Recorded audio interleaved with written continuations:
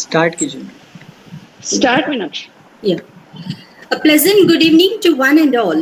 It is said by Plato that the beginning is the most important part of the work. So, to begin with this program, I, Dr. Meenakshi Vasnik, feel the privilege to welcome our respected learner delegates, literary aspirants, distinguished participants, and all the members of Shakespearean Society who are excited to be here on third day of certificate course on Shakespearean Studies organized under the aegis of iSPELL, Indian Society for the Promotion of English Language and Literature, Vidarbha Forum, and Shakespearean Society of Central India. Friends, it is a matter of pride and delight that we got ample positive responses from our diverse participants who have registered from various universities across different states and districts of our country, like Nagpur, Tripura, Mysore, Periyar, Amravati, Gondwana, Karnataka, Durg, Mu, Kolhapur, Aurangabad, Gujarat, Tiruvalluvar, West Bengal, Rewa, Amity, Pune, Patliputra, Indore, Burdwan, Raipur, Ranchi, Cuttack, and North Cap University. We are indeed very delighted to have connected academically with such a large diverse participants. My heartfelt thanks to all the participants for your immense support and coordination. Today, we have a very resourceful person and a very industrious academician, Dr. Sudesh Bhaute sir, amongst us as a resource person. Dr. Sudesh Bhaute sir is working as an assistant professor, Head Department of English at PWS College of Arts and Commerce, Nagpur. Sir has rich teaching experience of 16 years. His area of interest is literary anthropology, English language teaching, modern literature, literary criticism, Indian literature in English, Dalit studies, Buddhist studies, and Ambedkar's thought. He has attended more than 50 international, national, and state level seminar, conferences, workshops, and presented 25 research papers in various national and international level seminars. Sir has been honored to be invited as an eminent speaker in international conferences. Sir has delivered many lectures at various regional and national platforms. He has co-edited few anthologies. One of his anthology entitled Essays of Wisdom, prescribed for BA Part 2 ELT of RTM Nagpur University, Nagpur. Sir has also co-edited in 2 volumes of conference proceedings and souvenir of NAC. Sir also has keen interest in translation studies. He has translated 2 books under reputed publications. Sir is an editorial member of Perspective, a peer-reviewed research journal, and editorial member of Cynical, a peer-reviewed research journal. Sir is a life member of professional bodies like NUTA, Association of English Studies in India, Dr. Babasaheb Ambedkar Teacher Welfare Association, Center of Literary Interaction and Creativity, LTI, Shakespearean Society of Central India, and many in the list. He is an IQAC coordinator, program officer, NSS, and holds various posts in different committees in his college. Sir has won various prizes at various national level competitions, awarded with best paper presentation in international conference, and a few list of merits added in the archive of his personal achievements. Friends, it is a well-known fact that Shakespearean historical plays often offer a vision of society that cuts right across the class system. It focuses more about Shakespeare's own time. Therefore, William Shakespeare rightly quotes, "There is history in all men's lives." To get the intellectual feast of Shakespeare's literary mystique from historical perspective, today we have a wonderful expert talk amongst us, Dr. Sudesh Bhaute sir, who would deliver his scholarly discourse on a very elite topic, historical plays of Shakespeare's with reference to Henry IV and Henry V. With due respect and great pleasure, I now invite Dr. Sudesh Bhaute sir to deal with his scholarly presentation. Over to Sudesh Bhaute sir. Thank you very much, Meenakshi Madam, for introducing me such elaborately. Am I audible? Yes, sir, you're audible. Yes. Okay, thank you very much. It is indeed a matter of privilege and pride for me to be here as a speaker on this very important platform. And I always cherish good memories of Click and Shakespeare Society of Central India, especially under mentorship of our beloved Chakraborty ma'am, and obviously a very healthy, cooperation from Usha ma'am and other all members.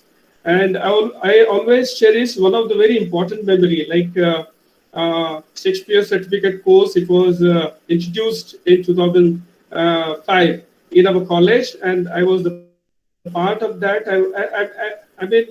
As a learner.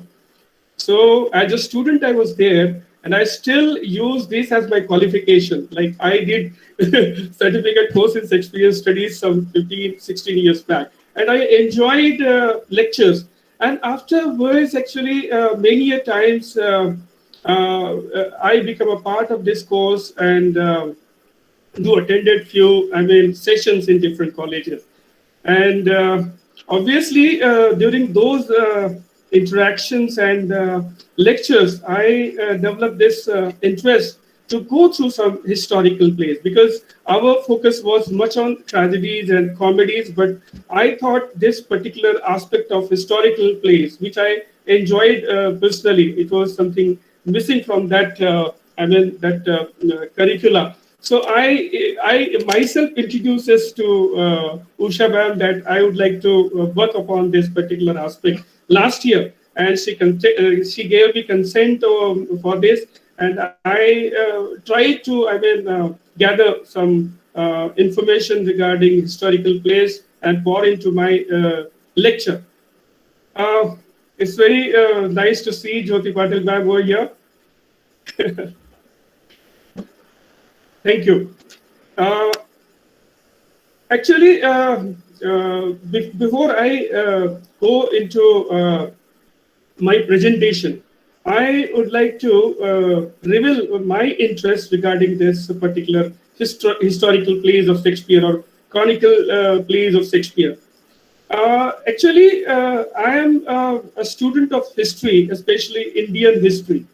And after independence of India, I see there are great, upheaval and political, problems and, struggle of, you say, power was there during last 70, 73 years in India. And that we can, see through one of the important book by Ramchandra Guha, and the name of that book is India After Gandhi. So you could see in that book the power struggle, especially from Jawaharlal Nehru till you see till the time of our Prime Minister Narendra Modi. Longest part of India's politics was revolving around the Congress reign, and especially troublesome reign of Jawaharlal Nehru and Indira Gandhi during 50s and 60s and 70s. And later, then we see that for a small period, some other leaders comes up and offered themselves as leaders of this nation.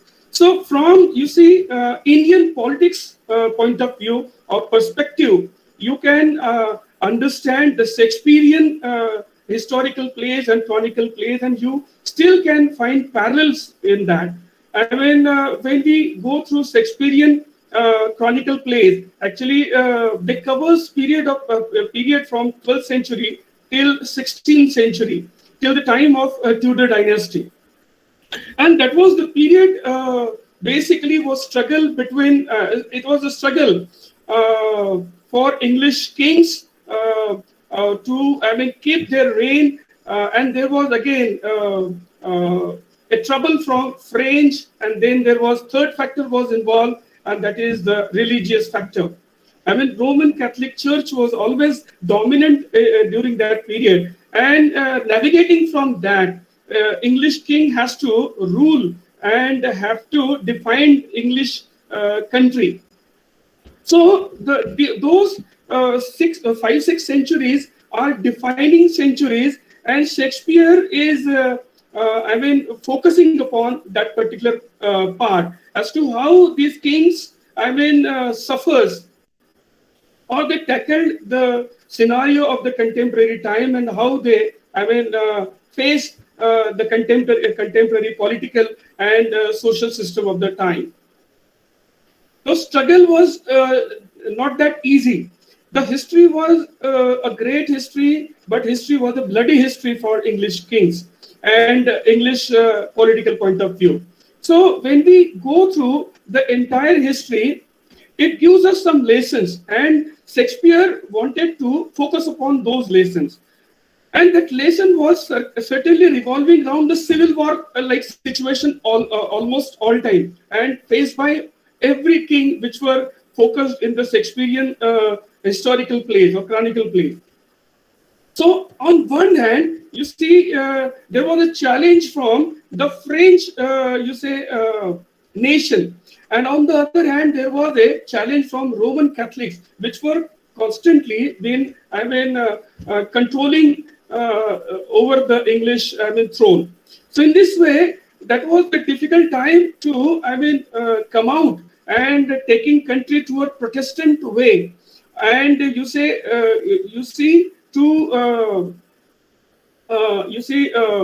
in the progress of centuries, you see the English dynasty come to a progressive path of Protestantism, and through different civil war, you see a country comes out as a powerful nation, and through the different kings and different monarch, English defined themselves as a powerful nation in the world. So we will be going through all this, and with the help of my presentation, I'm sharing it.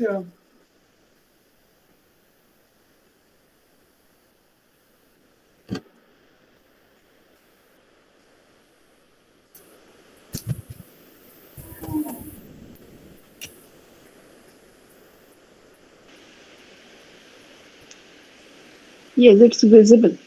It's visible now Yeah, yeah. with the full screen. Yes. Plus is seen.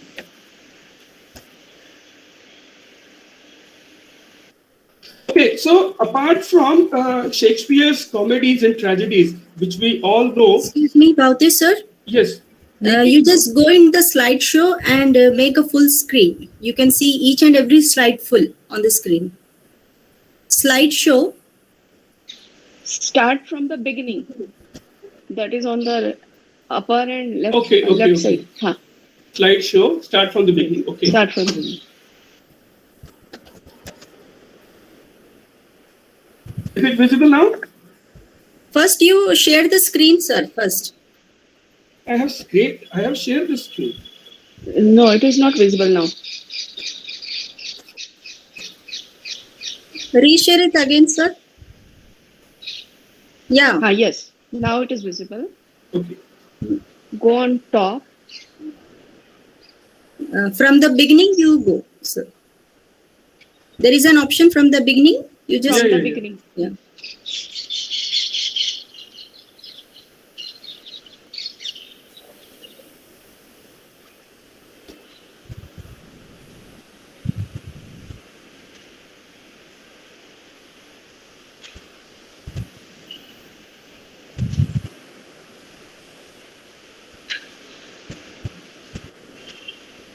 Yeah, not yet clicked, sir.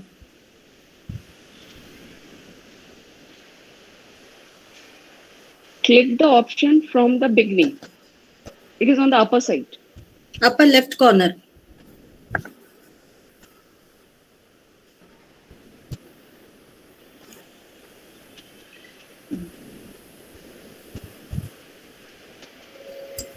Did you get?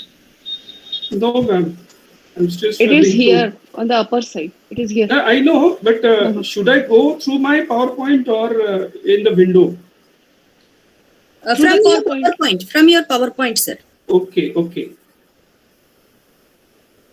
I am there. Is it Now, visible, the first screen? title screen? The first one is visible, Then It is second one? not but it is not in full screen. full screen. Now the second slide has come. You go to the first slide. Okay. Then I have to share the full screen first. Okay. It's gone now.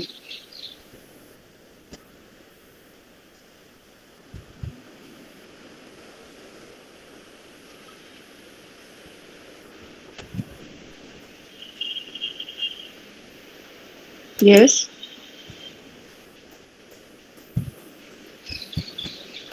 After sharing the screen, you have the slideshow tab.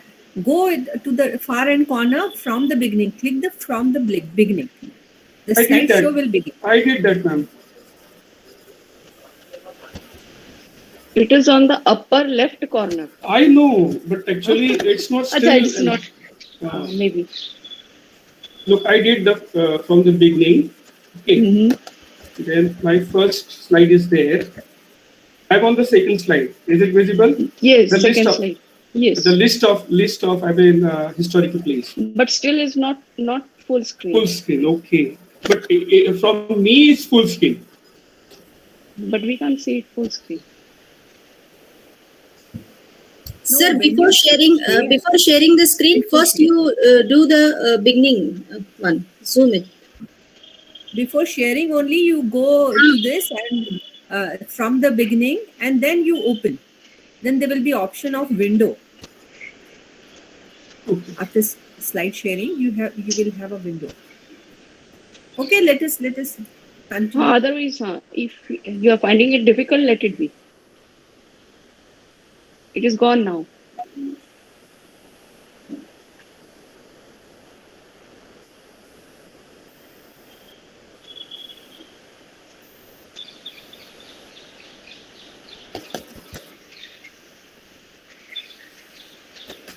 Okay, is it visible? I am on the second slide with the list of chronicle plays.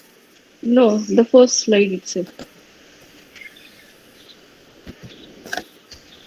Now the second slide. Okay, go ahead, no problem. Let it be.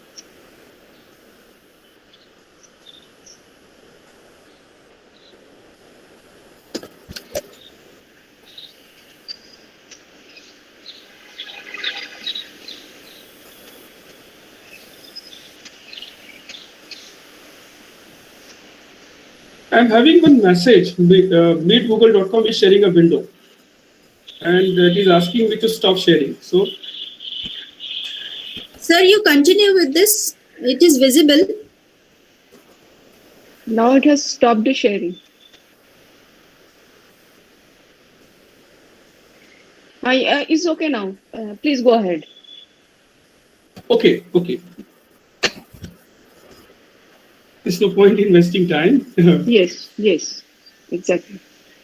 Please go Okay, ahead. so your student, apart from the famous tragedy and comedy plays of Shakespeare, there is a range of, historical plays are there. And all these historical plays came in the earliest part of Shakespearean writing. It was in 1590s. It was in the decade of 1590s, and appear in both, folios and quartos. Henry IV Part 1, Henry IV Part 2, and Henry V we are talking about. And then there is a series of, that is three plays like Henry VI and Henry VIII. Actually, this is a sequence, a tetralogy that is called as. And after that, Shakespeare wrote King John, Pericles, Richard II, and Richard III. So apart from all these plays, we see only Pericles, Prince of Tyre, is the non-English history, and it is kind of a story it's a real story, but it's a story like a fairy tale. I will talk about little later on. So first of all, we need to discuss the making of Shakespearean historical plays. So we see that Shakespeare's all the plays are basically written for the entertainment entertainment of Elizabethan audiences. And when we go through the comedies, we see some dark themes and tragic situations are there, and then there is a light situation, or we can say that the characters are reaching toward a very happy end. And in the tragedies, we see that all the characters are reaching toward a very tragic end and terrible tragedies toward the end. But in case of historical plays are both is composed of comedies and tragedies and everything in between. Like we see romances of Shakespeare, where some dark situation appears in the beginning, and then there is a romantic situation, and some light situation is there, and happy end. In case of historical plays, we don't get such linear way of structure of drama as we get in you see tragedy and comedy, because the structure of historical plays are something related to the history, although it is woven in a plot, and Shakespeare tries to maintain a kind of a structure of its own. It's a kind of a different structure, and in between, to entertain his audience, Shakespeare do introduce many different characters like Falstaff. Some fictional events he do introduced in between, so that the situation for the audiences may be entertaining. But he is somehow stick with the historical event, and he is keeping his focus to the thought he is keeping in his mind, that is to give a certain message to the audiences of the time, and that is none other than making people aware about the civil war like situation, or to keep the contemporary ruler on their toes, and to make themselves check from their political directions. Now here, when we see the thematic part of Shakespearean historical plays, so many of the plays borrows the plot from the Raphael Holinshed's Chronicle. These were the histories of the contemporary time, Greek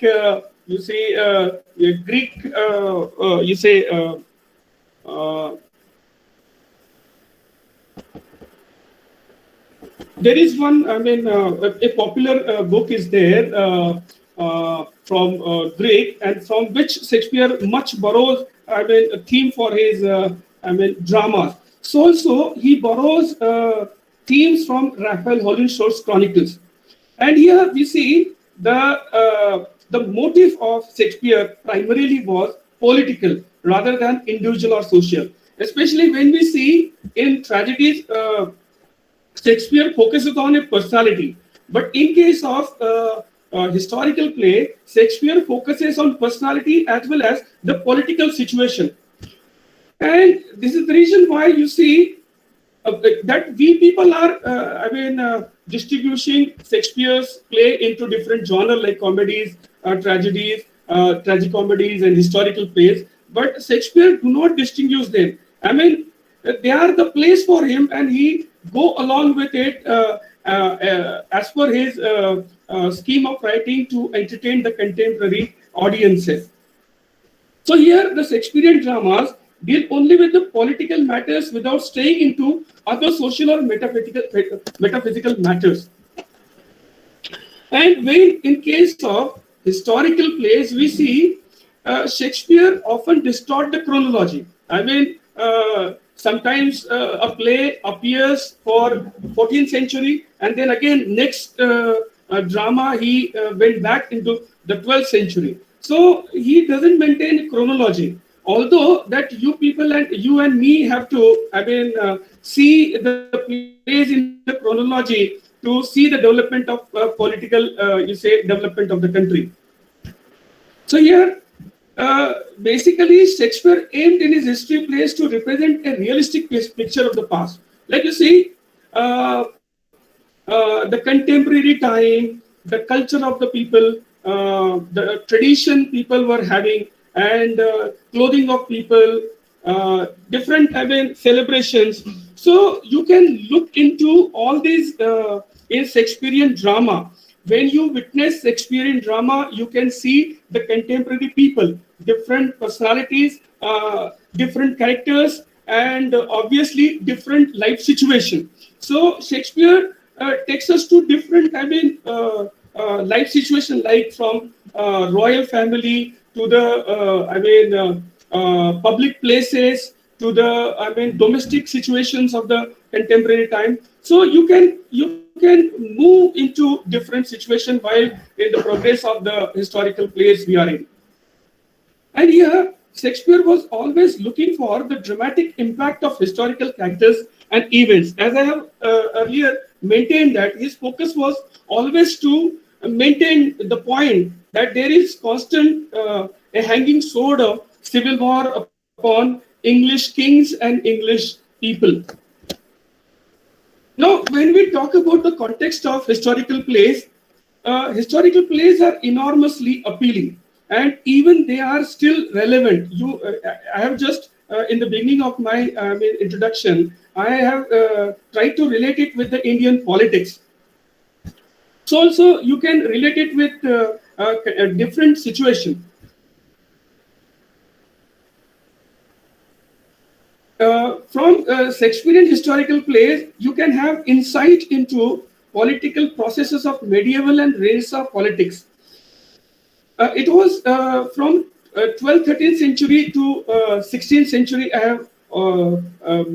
have mentioned earlier that these plays are progressing. So Shakespeare focused upon the political development of the medieval societies and medieval England. So you can have a glimpse of life from top to the bottom of the society. And the greatest English actual and fictional heroes, like Henry V is the actual hero that is called as Harry, who transformed as a ruler. Earlier, he was a kind of an irresponsible young man, indulged with some rugs and lowly main of the city. But later he takes up the responsibility, and he became a king of England as a Henry V. But at the same time, we see Falstaff like very comic and effective character Shakespeare introduces in the same play of Henry IV and Henry V. And here, Falstaff is not the real historical character, but it is fictional. You can relate it with some, one of the, contemporary, a person from of France, and he was a painter. But actually, again, this would be a kind of imagination of relating that character, that French character, with Falstaff. But here, Falstaff is appear to be a very fictional character, and the character is there in the Henry IV Part 1, Part 2, and Henry V. But he is there to define the character of Henry V. Before we move in the actual the drama, Henry IV, Part 1, Part 2, and Henry V, we need to go through the historical plays so that we can get idea as to how Shakespeare was dealing with the contemporary history.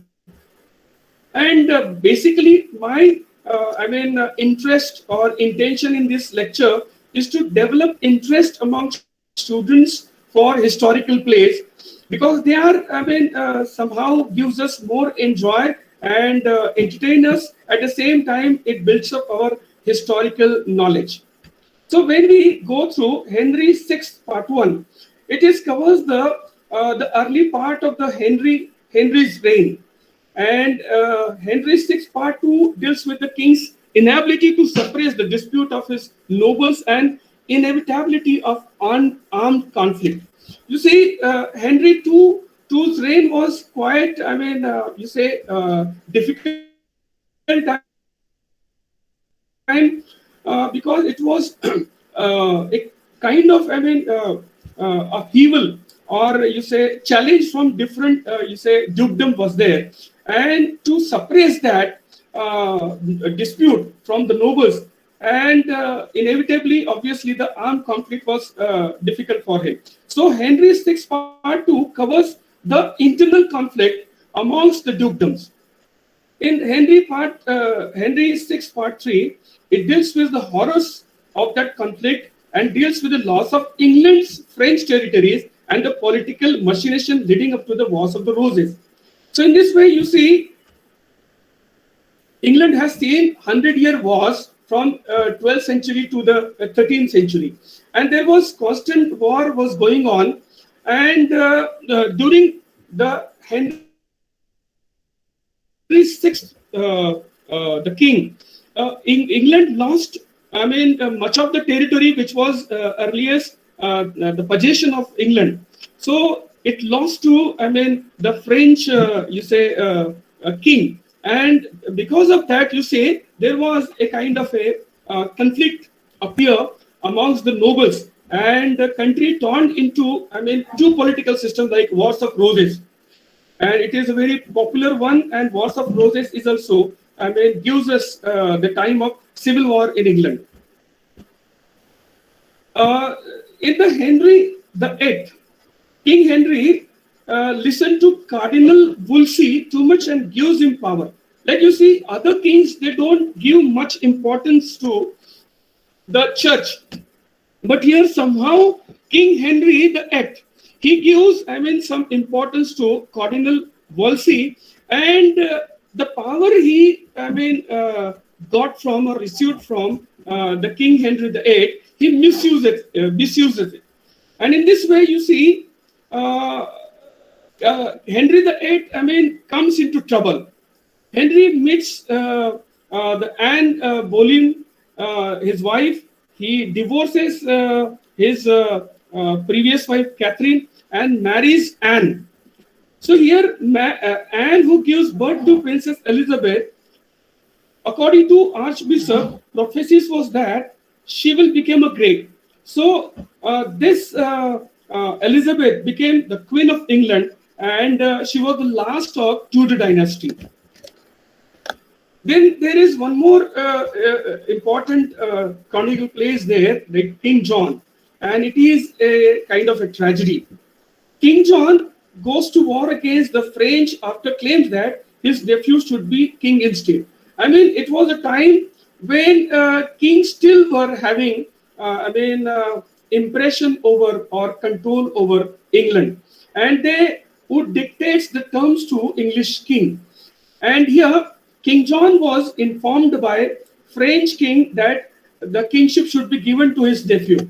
So John has a conflict with the church at the same time, orders his nephew's death, and tells the noble against himself. So in this way, there is a kind of a trouble he invited after ordering his nephew's death. So in this way, he, invites wrath of nobles. At the same time, he was having resistance from the church. So in the end, you see, John dies from prison, and he was, poisoned by a monk. The French retreat there was, and his son becomes king. So in this way, King John became a tragedy, and it's because of he receives resistance from the church of Catholic Church, and since he was not listening to the church, he was poisoned and meets his tragic end. Then I have just mentioned about one of the non-English chronicle plays written by Shakespeare, and it is A Perical Prince of Tyre. This is a kind of a fairy tale. Here in this story, you see the prince of, young prince of Tyre in Phoenicia, who, in fear of toppled by Antiochus, left his country and passed through struggle in his life. Antiochus was the ruler of the time, and he wanted to wed his daughter. But then he puts a condition, like whoever solves the riddle he is giving, that he'll be allowing him to marry his daughter. But the riddle is very difficult to solve. If someone solves the riddle, he will be, given the award of winning his daughter. But on the other, if he fails, he will be killed. But in this case, the riddle was somehow unfolded by Prince, and he learns that the riddle is none other than the incestuous relationship between Antiochus and his daughter. So, if he reveals this to Antiochus, he will be killed. So, in both the conditions, there was a death inevitable for the prince, and he decided to delay the revelation. But meanwhile, Antiochus, go after him by sending the murderers, and fearing his life. You see, Prince left his country, and then he passed through hardships and struggle in his life. And then he went to some country, helped the king there, and then meanwhile there was a contest, and in that contest he win his wife Thesa. And meanwhile, the Antiochus, who was incestuous, he learned that he, along with his daughter, they were burned down, or they were, died of some, some power. So in this way, when he learned about this, he is now free, and he decided to come back to his country. And then while returning, he caught in a great storm. And while delivering a birth to a daughter, his wife was somehow seemed to be dying. And assuming she is died, the people on board, they ask Prince to bury the coffin in the sea so that it will be calming the storm. And he did that. But here, the Thesa's coffin reached shore, and it was found by one doctor who revived the Thesa. And Thesa then, realizing that he lost his husband and daughter, she became a priestess at the temple of Diana. Then here, Pericle, who was not having wife, and he was a newly born child, Marina, he left it to a trustworthy, couple friend. But here, that trustworthy couple friend, when they saw the young Marina is more beautiful than their own daughter, they decided to kill her. But during that time, some pirates, kidnapped Marina and sold her to one brothel. But in brothel, you see, whoever come to Marina, she would always ask them to, earn a virtue in their life to touch her. So in this way, she kept her chastity. At the same time, she dissuaded many, men, those who were coming there. So in this way, fearing the collapse of business, the brothel runner, they, rent her to teach the nobles or noble family men. And on the other side, the prince, he came back to in the search of his daughter and learned about her whereabouts. And he came to that place where his daughter was, and then she was already a grown-up one.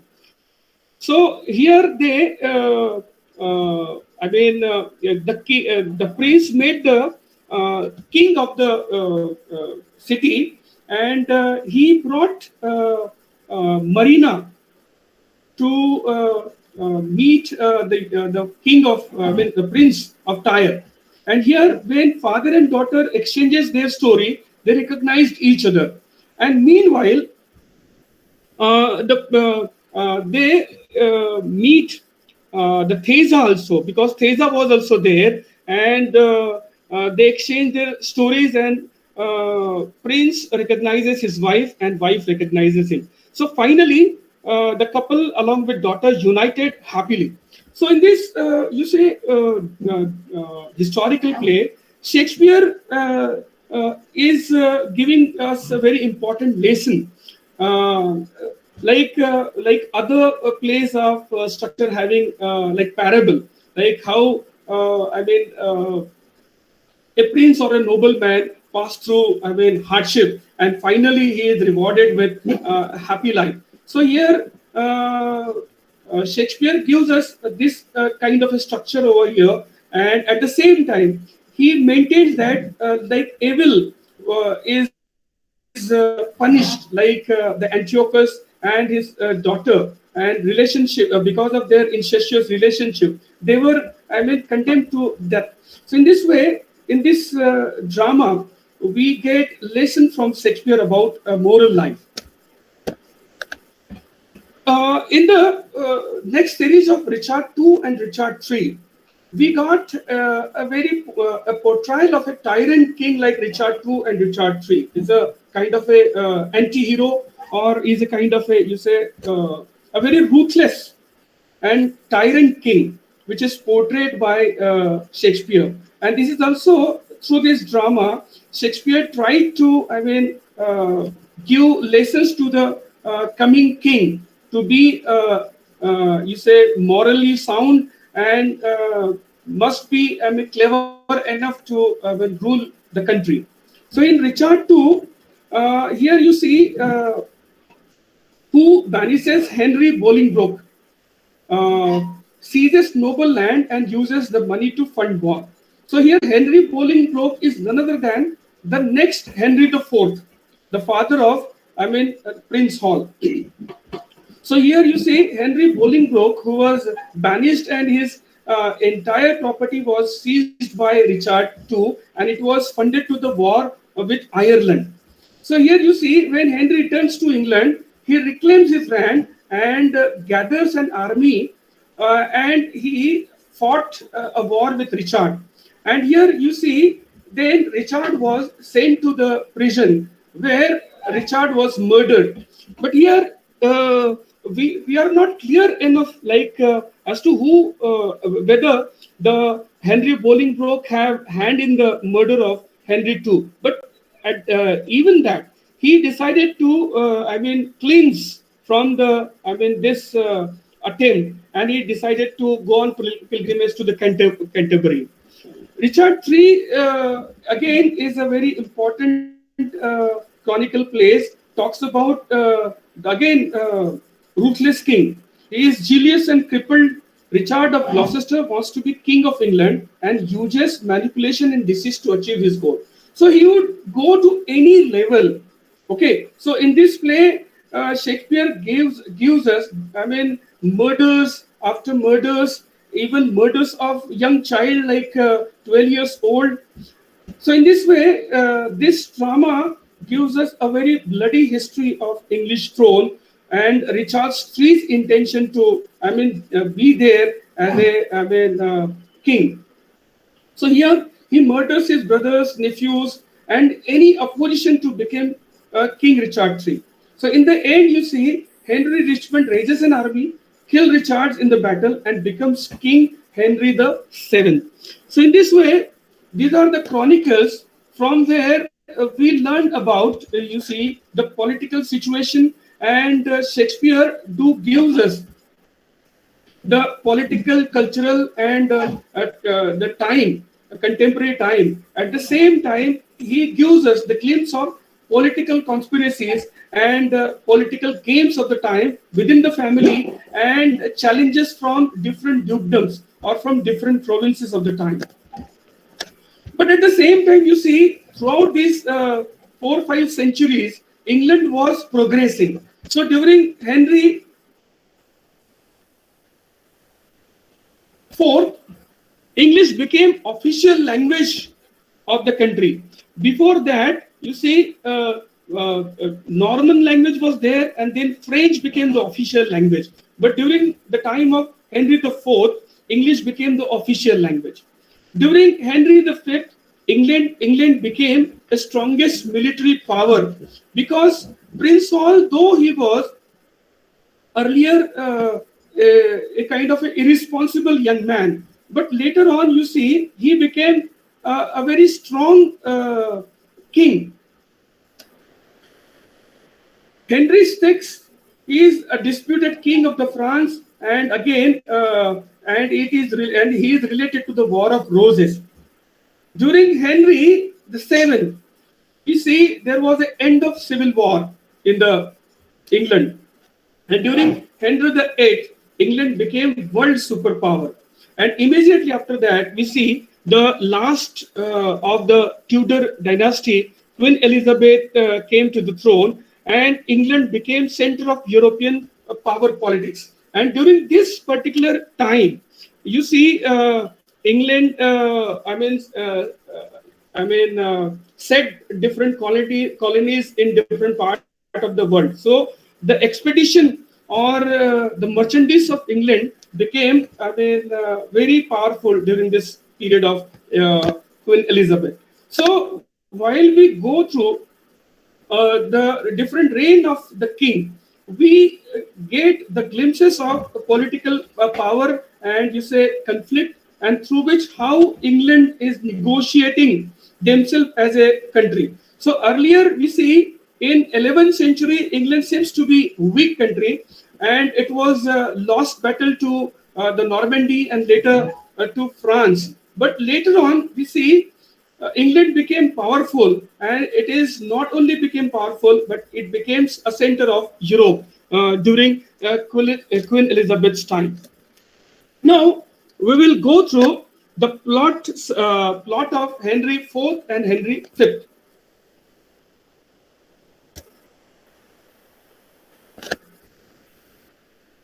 Before we go into the plot, we'll go through the characters, some important characters. So King Henry IV is the eldest son of the John of the Gaunt, Duke of Lancaster, and grandson of Edward III. Henry had returned from banishment on July 4, 1399 to claim the crown denied to him by Richard II. So here you see Richard II was a kind of a ruthless king, and he you say somehow denies the right to Henry IV. So in this way here, before in the beginning of this play, Henry IV, we learned that he became the king of England. But now, after becoming king, the supporters of his, okay, they became the resisting power to him. And to negotiate to them, the entire first part of Henry IV is related to this negotiation and struggle of Henry IV. Henry, Prince of Wales or Prince Hall, is the next important character in this drama. He is usually called in this play the high-spirited eldest son of Henry IV. Had indeed been a carefree, boisterous youth and a wild prince. Stories were circulated beginning in his own lifetime. Like he was indulged with lowly men in his time. You can see also the time when the English kings and their sons were how they were indulging with different immoral acts. So here Prince Hall is one of them who mixed up with you say rugs, and there was one important episode is there. It is only to take a comic revenge upon his friend. There was an episode of you say a robbery. Okay, then there is one important character is there, Henry Percy, surnamed as Hotspur, son of the Earl of Northumberland and nephew of the Earl of Worcester. Now here Hotspur emerges as the rash leader of the Northern Rebellion. So as I have mentioned before, the dukedoms and different provinces, they were rising and becoming challenged to the throne. So Henry Percy was one of them. So Henry Percy, Earl of Northumberland, this is Hotspur's father and the titular head of the House of Percy. The Percy house was there and most powerful baronial family of the north parts. So here the Henry Percy was the supporter of the Henry IV, but he himself became challenged to him. Then there is another character, Thomas Percy, Earl of Worcester, brother of the Earl of Northumberland and uncle of Hotspur. It is he who has especially influenced his impressionable young nephew.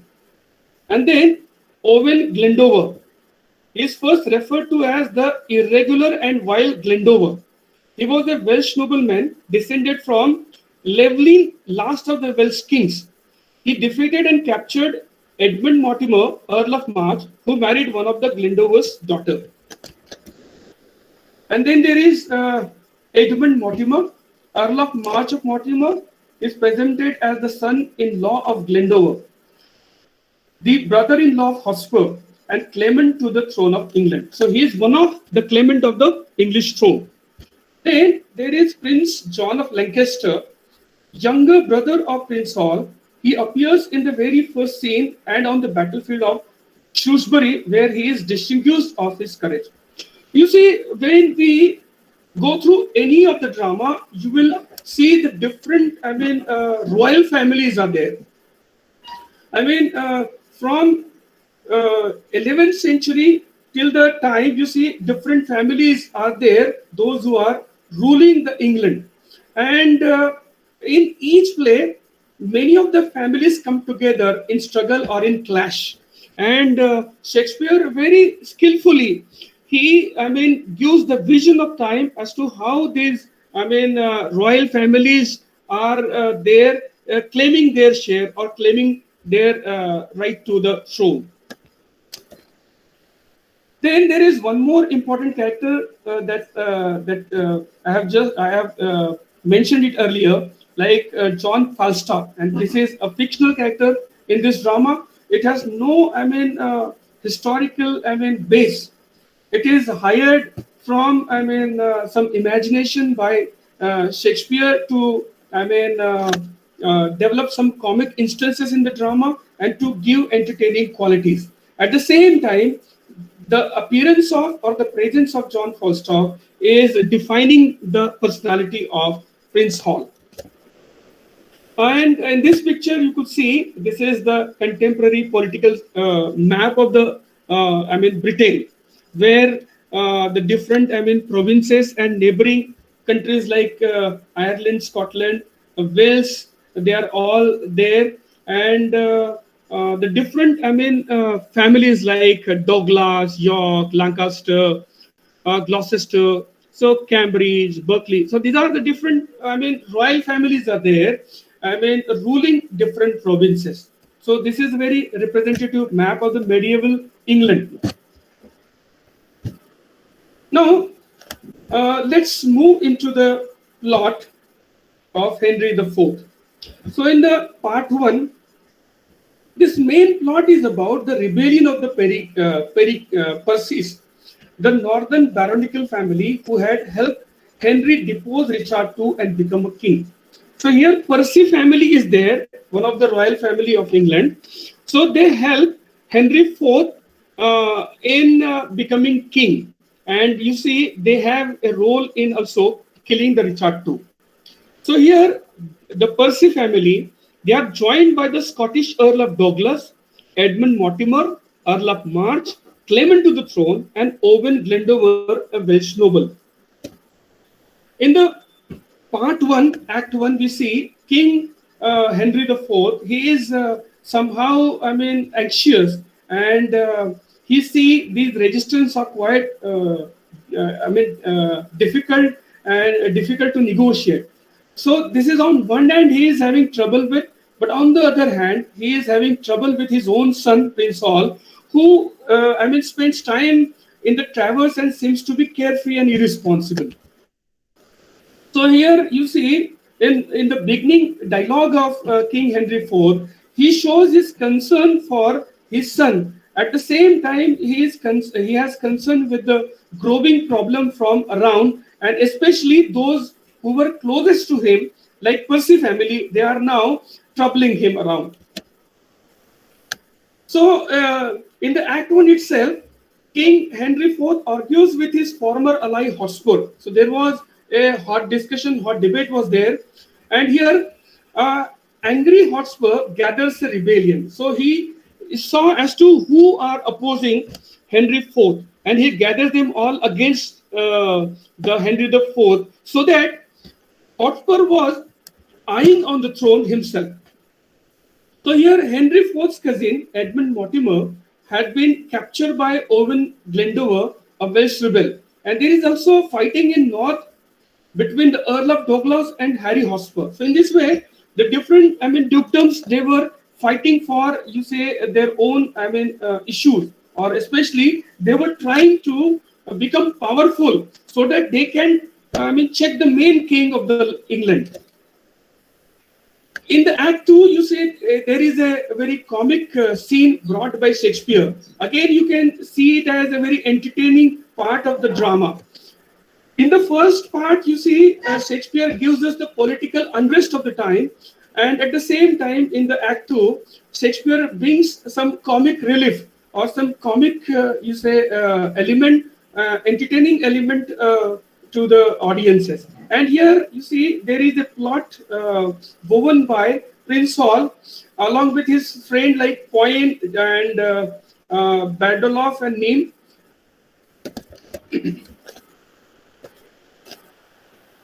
But you see, with the progress of the drama, we see Prince Hall is, transforming as a good personality from a, mean personality.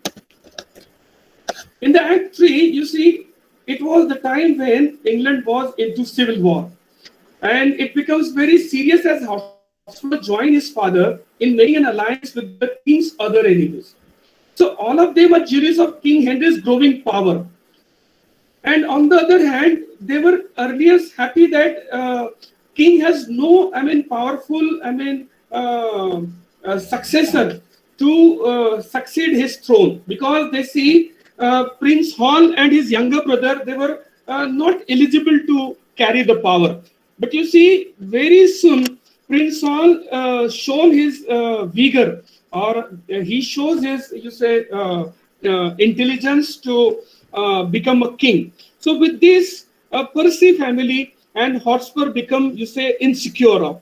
And in this way, Hotspur decided to gather the rebellion and to, march against the king. So in this way, it was a great civil war-like situation against King himself.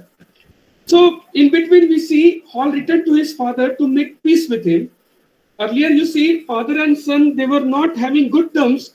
As we see, King was not happy with him because of his irresponsible behaviors. But here, Hall came back and he shows his willingness to help his father. And in this way, the king gives him a command in the army, setting out to meet Hotspur. So in this way, a great challenge was given to the Prince Hall, and who happily takes that. So along with all those rugs with whom he was mixing up, all of these friends, lowly friend, joins Prince Hall in the war. And in the next Act 5, in the Act 4, we see there was a struggle and war. The king offers to pardon and free Hotspur if he will withdraw his opposition to the throne. So here, when Hotspur was, overpowered by the troop of Prince Hall, then Hotspur was allowed to escape or to, go away. But Hotspur is advised by the Archbishop of York, not to fight. But Hotspur here remained unaffected, and he continued his enmity with the king, and he decided to continue with the war. And then the Battle of Shrewsbury, a famous Battle of Shrewsbury, begins. And in this battle, you see, Hotspur was killed, although he was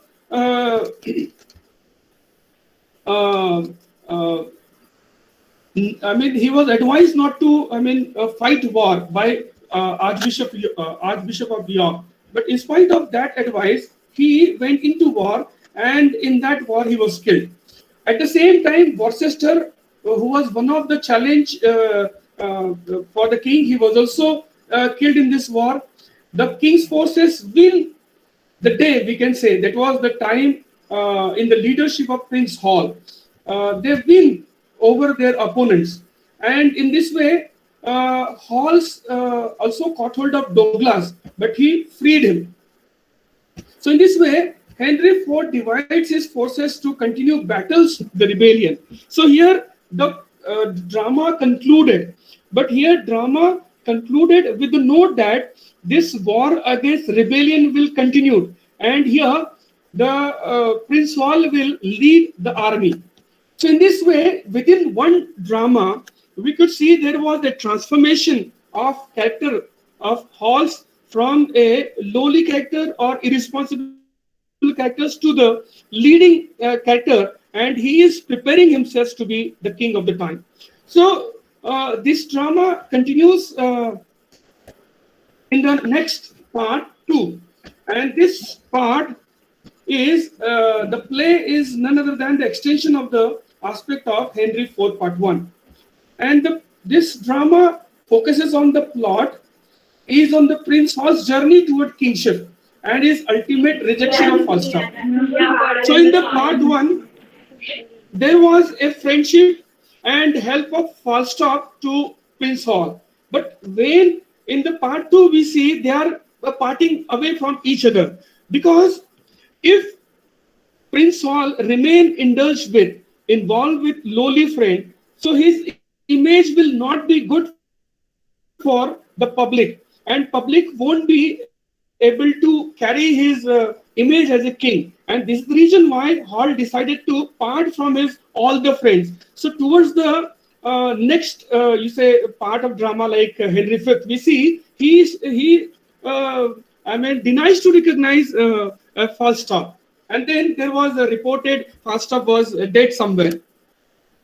So here you see in this part 2, we learned about Henry IV, the King Henry IV's health, and during that illness, his youngest son Prince John fights rebel while Prince Hall appears to be king. So in this way, youngest son was also coming to the scene in this drama, who was remain away from the scene in the previous part. So here you see, meanwhile, Hall's friend Falstaff causes trouble, recruits and speaks ill of Hall. So there was a misunderstanding developed between these friends, and Falstaff, creating some troubles for the Prince Hall. During this, Prince Henry IV dies, and Hall becomes King Henry V. And towards the end of this drama, this part itself, he banishes Falstaff from the court and ready to wage war on France. So here, those who became king, they have to have, take control over France. That it was the vow they have to take. And here, the Prince Hall, the next Henry V, he decided to wage war on France and to recover the land and the provinces which was controlled by or grabbed by France. Henry V, it begins with a prologue and chorus. Like earlier in the previous drama, we did not see any chorus, but here chorus used by Shakespeare, and chorus is always there in the beginning of each act, and it narrates the situation of the stage. So, after an insult from the French Dauphin, King Henry V of England plans to invade France to claim the throne he believes should be his. So, here you see Prince Henry V, he claims the throne of France, and he decided to take control over it. So, at the beginning of Act 2, Henry V describes the country's dedication to the war effort. So, here you see in the beginning or in the previous part, Prince Hall, who seems to be irresponsible, who seems to be, not a good personality, suits to be a king. But here, after becoming a king, he becomes so much, fit to the personality. Like he started, moralizing, or he started energizing his countrymen and his nobles. So one of the famous speeches there he made in the Act 2, now all the youth of England are on fire. They sail the pasture now to buy the horse, following the mirror of all Christian kings. So here he was inciting or provoking his contemporary young men against the France so that they may join him in the army and they can continue with the crusade and continue with their war against the neighboring challenging nations. So here Henry's clever uncovering of the plot and his ruthless treatment of the conspirator show that he has changed from the earlier praise in which he appeared. So here you see he not only became a very clever king in guessing the rebel or conspiracies from the challengers, but at the same time he was, I mean, having knowledge of, or he was having that understanding of, rebel from different nations as well. In the Act 3, Henry and his troop seized the French port of Harfleur after crossing the English Channel. And in this way, Henry V, he succeeded in grabbing, or you say covering, or winning over some part of France. At the siege of Harfleur, the English are beaten back at first, but Henry urges them. But here you see, somehow, though he went into the provinces of France, but here French army became overpowered and English troop led by Henry V. They were, surrounded by the French troops or French army. So you see, in spite of that, he knew that they were surrounded by French army and they were in less number. In fact, French army were in outnumber. But here, his encouragement to his fellow, soldiers and friends was so much, powerful that they not only came out of that, surrounding or trap, but they, overpowered the French troops. So while, calling his friend, he maintained, "Once more unto the breach, dear friends, one more, or close the wall up with our English state." So in this way, he was so much clear with his vision, and he was so much provocative to his friend with the idea of nationalism. So you see, through the history, we see the nationalism was taking a shape in the minds of the English king, and through this, they were very clear with their understanding about their nation and national boundaries. They wanted to expand it, obviously. So in the Act 4, Henry's troop was surrounded by French army and French menjoy, who asked whether Henry surrenders or avoids the defeat. So there was a situation when the French menjoy asked him if Henry wants to surrender or avoids the defeat. But here, Henry did not, submit to, menjoy or the French, convoy. He rejected such possibilities with all the courageous word. And he says, "We few, we happy few, we band of brothers." So in this way, he not only gave answer to the French, troop leaders with his bondage, with his bond, with his, fellow soldiers of England, but at the same time, he gave a strong message that they won't ill to any intentions of the French. So in this way, Prince Hall became a very strong, king during his time. So here, Henry stops an assassination plot, gives powerful speeches, and wins battle against the odds. So we see there were different situations we see Henry goes through, and there was also attack on him as a plot of assassination, so overthrows it. In this way, with his powerful speeches and with his clever mind, he became a very popular king of the time. So you see, then there is a break of long years. So, if you go through the history, real history, you will see there is a long gap. And that long gap was covered in the Act 5th. And here you see Act 5th comes several years later as English and French negotiate the Treaty of Troyes. Okay, so here you see Prince Hall went into a treaty with the French, and that was called as the Treaty of Troyes. So in the end, you see Prince Hall woos and marries the princess of France and linking two nations. So finally, he succeeded in marrying the princess of France, and in this way, though he did not win over France, but again, he, through his wife, he got a control over the French nation. So in this way, these are, this is the progress of king. So I personally find, very interested in this drama because of a progress or sea change in the character of Prince Hall. So in these three, dramas, or we say in these three historical plays, we see how a king comes out as a transformed character. At the same time, Shakespeare offers us many more, things from these plays. Okay, coming to the last part of my, lecture. Now we need to go through some facts. Now here you see, Shakespeare was living in the reign of Elizabeth I, the last monarch of the House of Tudor. And his historical plays are often regarded as Tudor propaganda because they show the dangers of civil war and celebrate the founders of the Tudor dynasty.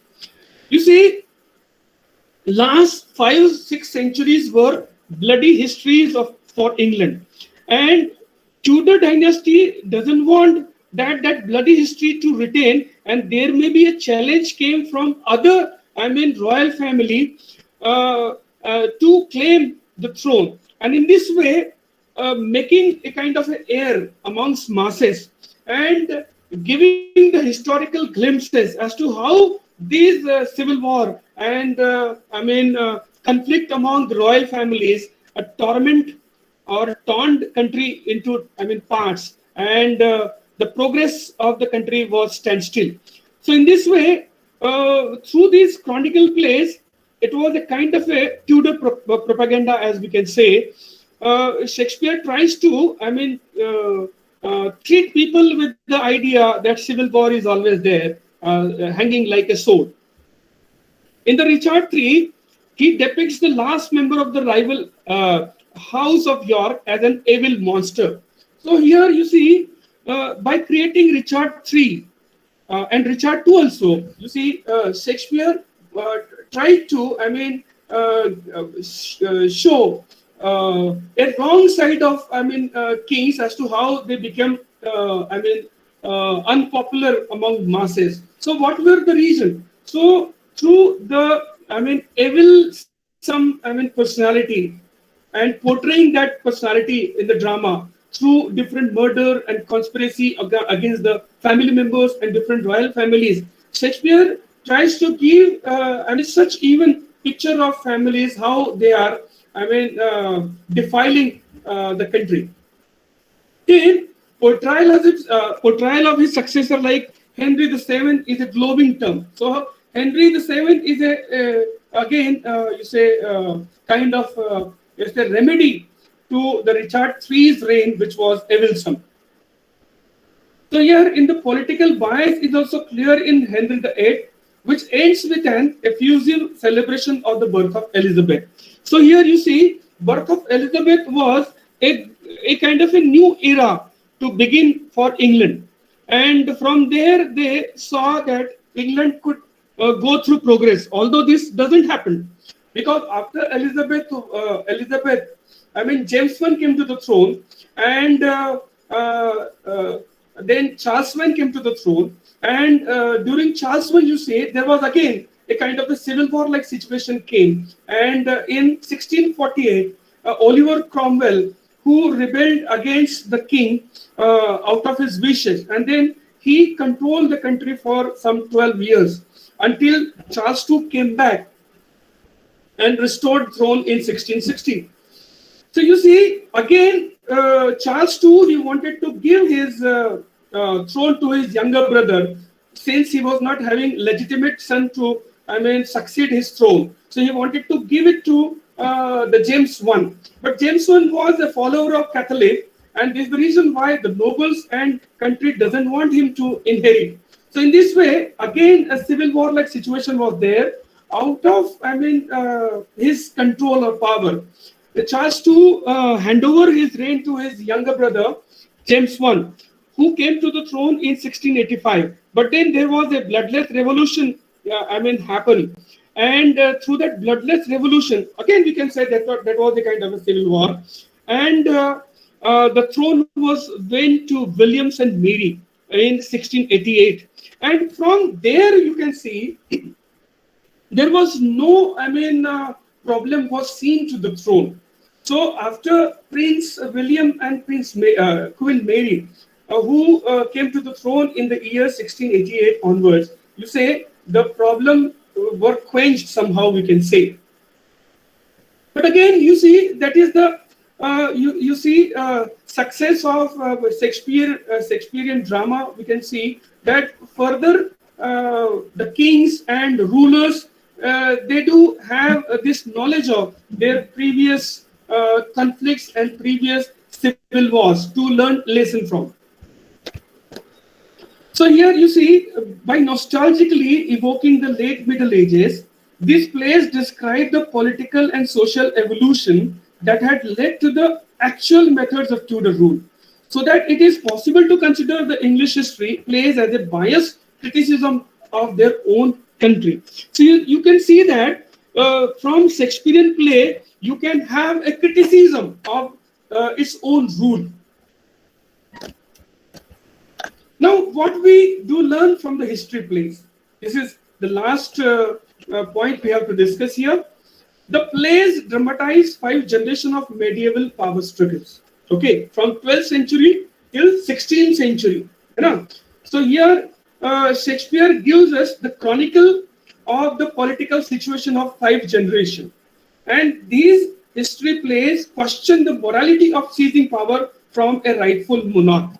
So you see, there was always a check and balance, and there was always a treachery from a family member or from different royal family. So here now, history questions that element, whether that grabbing of the power or taking over the power was rightful, whether it was moral, or how morally was king to complete his term. In the historical plays, not medieval societies at all, but Elizabethan and Jacobean society too reflected prominently. So you can see the glimpse of contemporary society, contemporary life, domestic life, royal life, political life, social life, and so many things. It is reflected through this drama.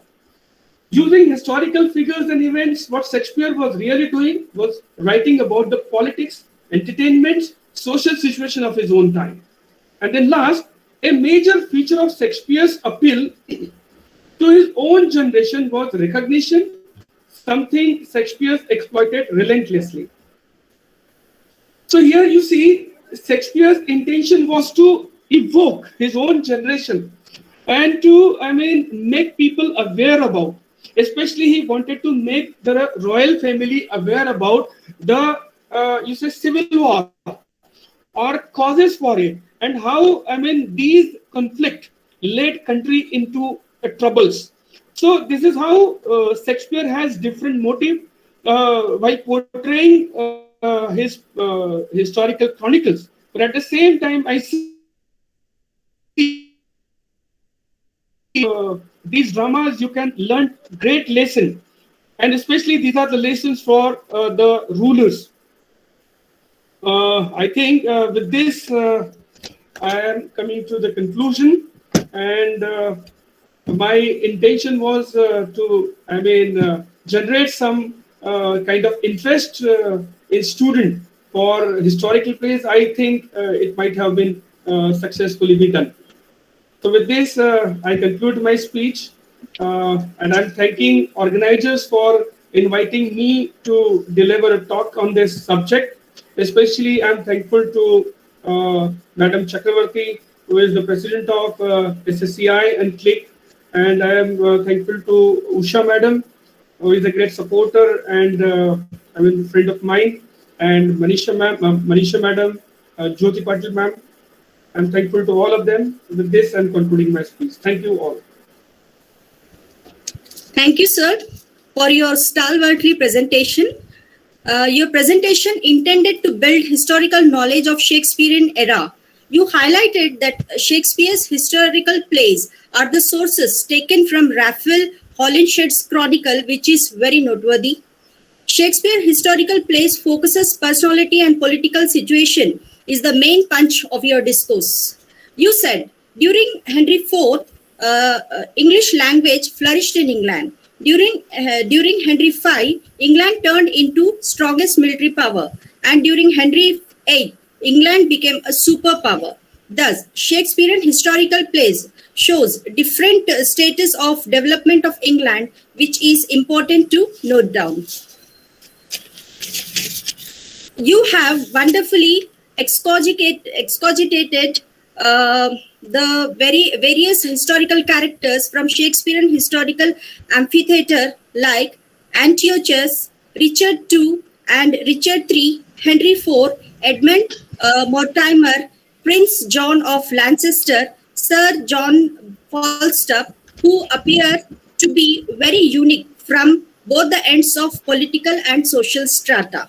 You have very lucidly illuminated Shakespeare's own age that cast King Henry V as an everyman hero to exploit the growing sense of patriotism in England.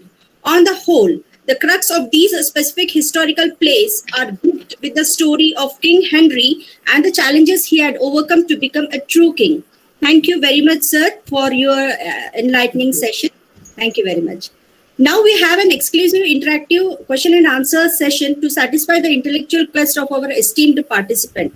The session is now open for sharing questions. The participants who feel convenient in coming on screen can unmute the device and ask their questions.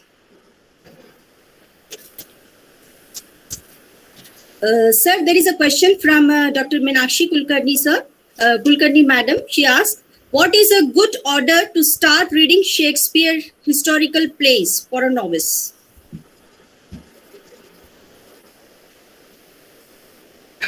Well, actually, Shakespeare didn't give us a chronology. Shakespeare picks, different, character and different, kings at different time. It is up to you as to how do you see history. See, if you want to enjoy Shakespearean historical chronicle plays, we don't think we need to go through any, chronicle. But if you connect history of England, like after Norman conquest and after 100 years war, so you need to rearrange, Shakespearean chronicle plays. And chronologically, it's very easy to maintain. Chronologically, you can maintain, the chronology of King, and through which also you can study historical plays. So, you have two options. One, to enjoy, you don't need to, maintain chronology. But on the other, if you want to, compare history and time, you can rearrange Shakespeare's dramas according to the chronology of time. There is one more question added by Dr. Meenakshi Kulkarni, madam. She asks, which of Shakespeare's play was the most historical accurate? Kindly throw a light. Hello? Yes, sir. The question is, which of Shakespeare's play was the most historical accurate? If you, take aside this particular, inclusion of Falstaff. So I see Henry IV is quite, goes along with the history.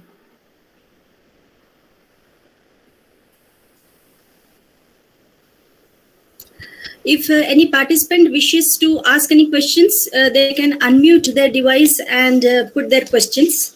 We are eagerly waiting for your questions, dear participants. Good evening, sir. Yes. May I ask a question with your permission? Yes. Yeah.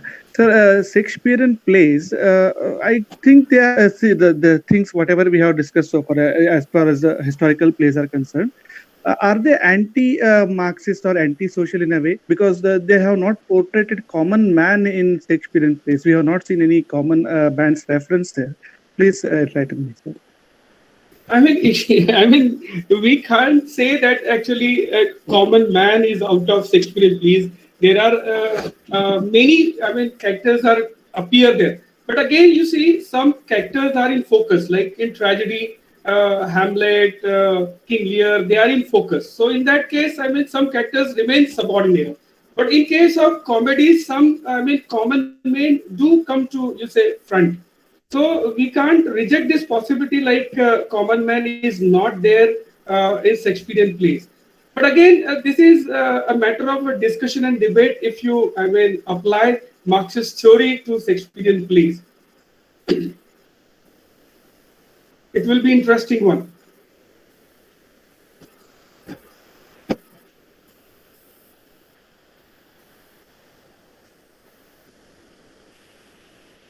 Sudesh, even I have a question, if you Obviously, ma'am. permit. Yes, ma'am. Sure. Do you think that his plays, I mean, reflect his own political philosophy regarding the role? Can you repeat your question, ma'am? I mean, there was some interruption from your side. What do you say? Yeah. Okay. Do you think that his plays reflect his own political philosophy? His own political philosophy. Obviously, ma'am. Obviously. Shakespeare, I mean, do reflect his own, I mean, mind in many of his, I mean, tragedies also. We see his ideas and we see his, I mean, thinking through many of tragedies and comedies. So obviously, as I have mentioned earlier also, like he has, I mean, focus in his mind to keep, I mean, the contemporary, I mean, royal family, I mean, alert about the thought like civil war. Yeah, so civil war and social structure. Yeah, I mean, they have to look into that.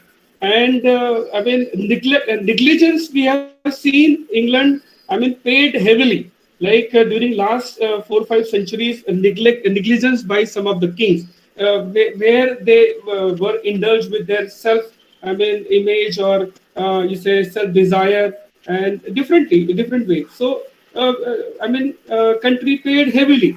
You see, a country was I mean, invaded by France, and challenge came from different you say families, and restlessness was always there. So this is the reason why, I mean, this is to be quenched somewhere. And during Tudor dynasty, a kind of a family line was going, I mean, very, I mean, correctly, or we can say without any problem. So in this way, you say the peak of this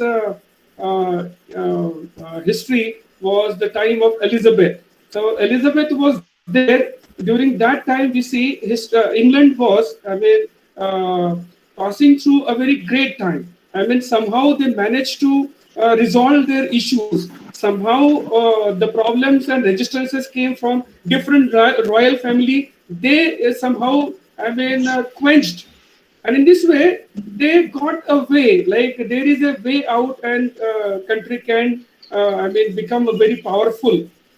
So in this way, Shakespeare was always having a lesson to, I mean, give to his audiences as well as to the royal family. And we learned that royal family always witnessing Shakespearean dramas. And there is, you see, there is one connection I could see. It is not only Shakespearean time, but even in the later period, some politicians and some world leaders, they do, I mean, took interest in Shakespearean dramas.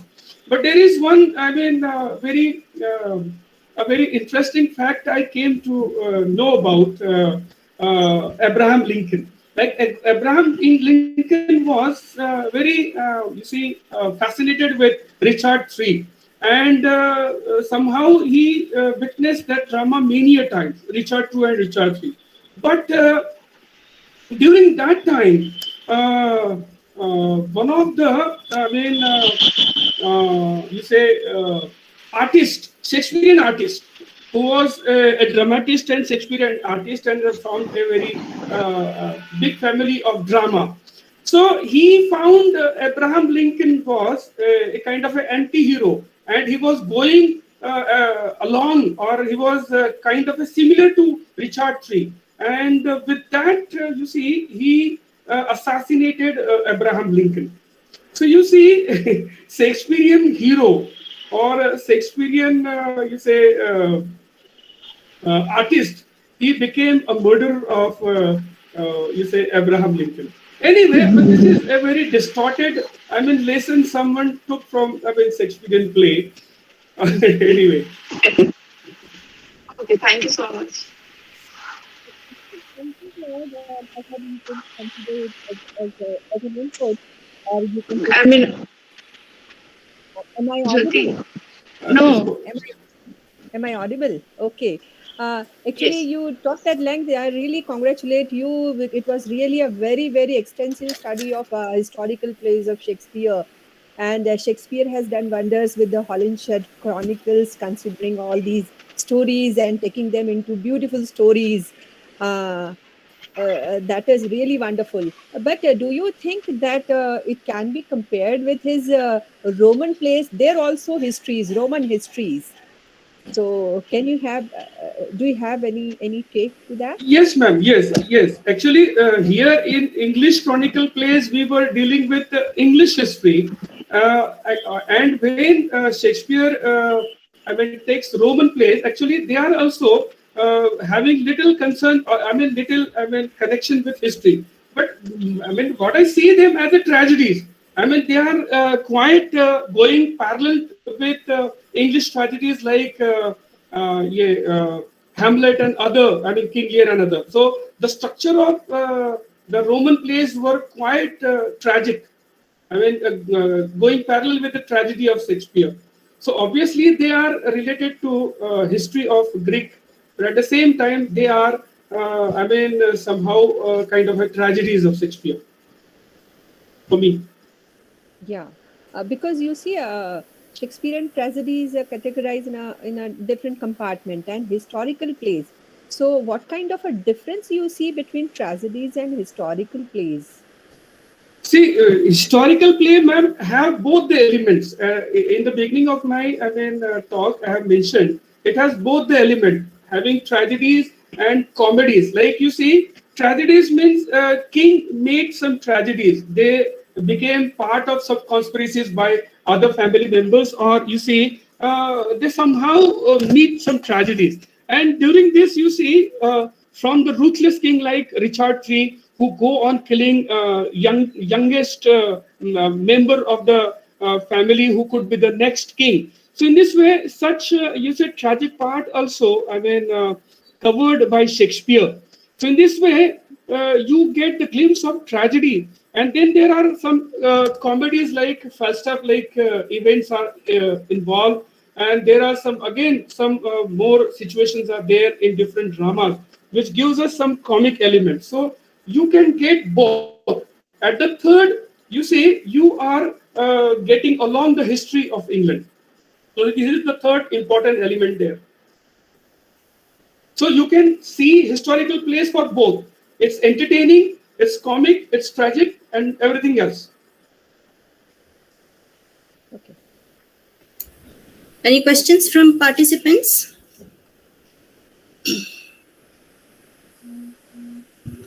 I think your presentation was full of content, sir. So I hope here the questions are ended here. Any questions from chat box, Jyoti Patil, madam? No, no. Let No. me check. Yeah. Check. let me check too. Yeah. No, it's informative. It's good. Mm. Yes. Yeah. So I hope this session session was fruitful and full of contents. So thank you very much, dear participants, for your wonderful coordination in question answer session.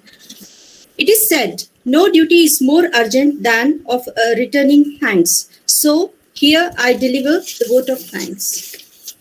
I take this prestigious opportunity to extend my heartfelt thanks to our guide, mentor, and philosopher, respected Pranati Chakravarti Madam and Dr. Ghanshyam Sir, who left no stone unturned to provide a teaching learning platform to the participants and scholarly teachers despite the pandemic period.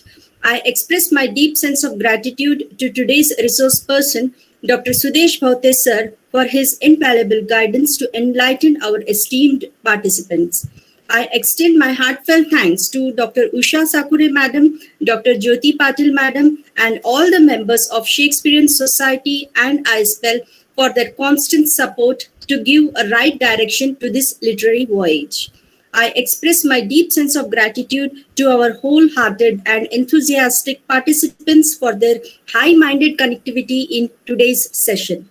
To add a fourth star in the constellation of 8-day certificate course, tomorrow we are proud to have Dr. Sujata Chakravarti Madam, a woman of substance and full of scholarly contents, who would share her knowledge with you on the very interesting topic, Shakespearean tragedy with reference to Hamlet.